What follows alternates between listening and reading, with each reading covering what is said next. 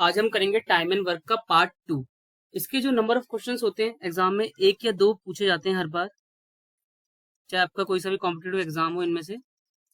ठीक है, तो इसमें एक नई चीज E1 के बारे में डिस्कस करेंगे कि ई यहाँ पर इफिशिएंसी क्या है। मैंने आपको लास्ट क्लास में एमडीएच का फॉर्मूला बताया था कि एमडीएच का फॉर्मूला क्या होता है। एमडीएच मसाले हैं, उस पर बेस्ड क्वेश्चन है, ये फॉर्मूला आप याद कर लीजिए।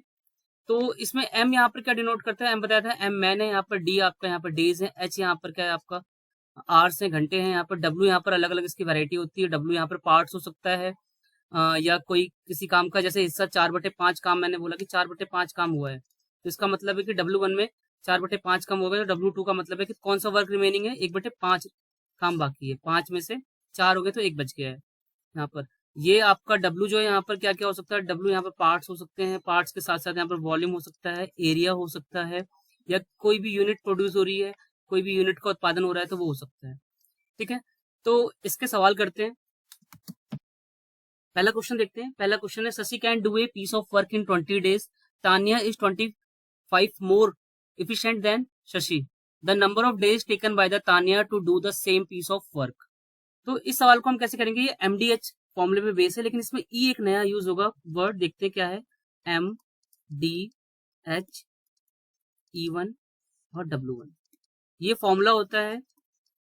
तो इस फॉर्मूले की बात कर लेते हैं। यहाँ पर जो एम है, एम आपका डिनोट करता है यहाँ पर मैन को, वुमेन को, या ऐसी कोई भी मशीन या ऐसे कोई भी यूनिट किसी चीज को प्रोड्यूस कर रही है। डी यहाँ पर डेज है, और एच यहाँ पर घंटे हैं, आवर्स है यहाँ पर, ई यहाँ पर जो है कार्य क्षमता है। कार्य क्षमता क्या होती है इसको भी समझेंगे, इफिशिएंसी है यहाँ पर। तो अब इस वाले सवाल में देखेंगे आप, यहाँ पर ना एम यहाँ पर दिया हुआ है, यहाँ पर बस डी दिया हुआ है, एच भी नहीं है, डब्ल्यू भी नहीं है। तो इस वाले फॉर्मूले में हम बस यूज करना है D1 और E1 का यूज करना है। तो इसमें जो फॉर्मूला हम अप्लाई करेंगे, D1 E1 equal to D2 E2, ये फॉर्मूला में यूज करना है। तो यहाँ पर लिखा हुआ है शशि किसी काम को 20 दिन में कर सकती है, तो इसके आगे लिख देंगे 20 डेज में। ठीक है, और ये कितने दिन में काम करती है पता नहीं है यहाँ पर, मतलब D2 में पता नहीं है। अब इन्होंने यहाँ पर एक कंडीशन दे रखी है, इसको हमें क्या करना है, E1 और E2 में कन्वर्ट करना है। अब इसने बोला हुआ है यहाँ पर तानिया जो है वो 25% अधिक ज्यादा इफिशियंट है, किससे, शशि से। तो क्या करना पड़ेगा हमें, यहाँ पर किसके बारे में मेंशन नहीं है, यहाँ पर यहाँ पर शशि के बारे में कुछ भी लिखा हुआ नहीं है। तो हमें इसको क्या करना है, इसको 100 लेट कर देना है। अगर इसको 100 लेट कर लेंगे तो तानिया जो है इससे 25% ज्यादा एक्स्ट्रा इफिशियंट है काम करने में, तो वो 125 हो जाएगा। तो ये जो वैल्यू है आपको अपने आप ही बनानी पड़ेगी यहाँ पर 100 पुट करके। पेपर में ये ऐसा भी हो सकता है कि यहाँ पर एक कम भी लिखा होगा, अगर कम होता है यहाँ पर 100 मान के, अगर 25% कम होता है 75 करते। ठीक है, अब इसमें फॉर्मूला अप्लाई कर देंगे, सीधा आंसर आ जाएगा। फॉर्मूला क्या बताया था मैंने आपको, फॉर्मूला मैंने बताया यहाँ पर एमडीएच में आपको, यहाँ पर MDH और E1, तो इसमें D1 और E1 ही यूज होगा, यहाँ W नहीं है। तो हमें इस फॉर्मूले को यहाँ पर लिखना पूरा नहीं है, आपको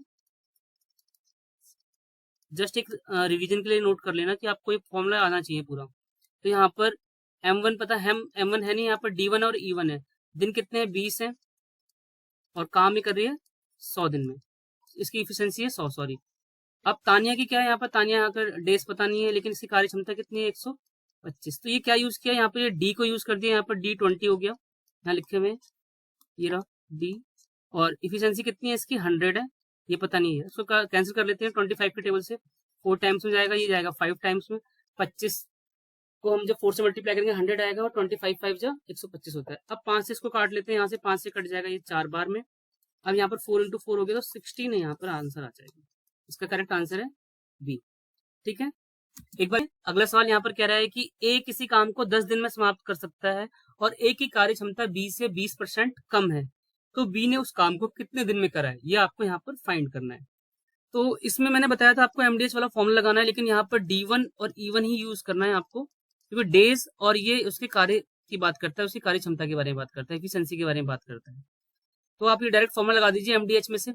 तो यहाँ पर एक काम करना पड़ेगा, हमें लेट करना पड़ेगा। कंडीशन यहाँ पर क्या देखी है, ए की जो यहाँ पर इफिशियंसी है बी से कितनी है, 20% कम है, तो यहाँ पर हम E1 लिखेंगे और E2 लिखेंगे। ये E1 ए वाला है, और ये इसकी कार्य क्षमता ये बी वाली है।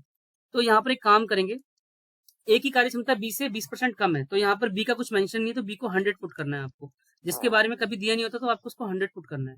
अब यहाँ पर इसकी एफिशिएंसी कितनी है, 20% कम है, तो ये 80 हो जाएगी। हमने यहाँ पर E1 और E2 निकाल लिया। अब D1 यहाँ पर दिया हुआ है, 10 दिन में कंप्लीट कर रहा है, यहाँ पर बी का पता नहीं है। फॉर्मूले में पुट कर लेंगे डायरेक्ट, फिर इसका आंसर आ जाएगा। वैल्यू पुट कर देते हैं यहाँ पर। D1 कितना है, D1 10 है, E1 80 है, ये 100 है और ये पता नहीं है। यहाँ से कैंसिल कर देंगे, 0 0 कट गया, 0 से 0 कट गया, कितना आ गया यहाँ पर, सीधे आ गया D2 इक्वल टू 8 आ जाएगा।